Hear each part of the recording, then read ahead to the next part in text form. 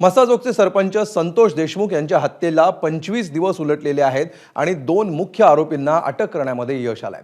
फरार असलेला मुख्य आरोपी सुदर्शन घुलेसह सुधीर सांगळेच्या मुसक्या एसआयटीच्या पथकानं बालेवाडीमध्ये आवळल्या। या आरोपींना कोर्टानं 14 दिवसांची पोलीस कोठडी सुनावलेली आहे। अद्याप या प्रकरणातील आणखी एक आरोपी कृष्णा आंधळे मात्र फरार आहे। आरोपींना मदत करणाऱ्या डॉक्टर संभाजी वायभसेना सुद्धा पोलिसांनी कालच ताब्यात घेतलंय। त्याच्याच चौकशीमध्ये या आरोपींचा ठाव ठिकाणा कळाल्याचं सांगण्यात येत आहे। या 2 मुख्य आरोपींसह हत्येच्या दिवशी सरपंचांचा ठाव ठिकाणा दिल्याच्या संशयाखाली कल्याणमधून सिद्धार्थ सोनवणेला ताब्यात घेण्यात आलाय। सिद्धार्थ सोनवणे हा मस्साजोगचाच रहिवासी आहे। सरपंचांची हत्या झाल्यानंतर तो गावातच होता। याशिवाय अंत्यविधीला देखील तो उपस्थित होता।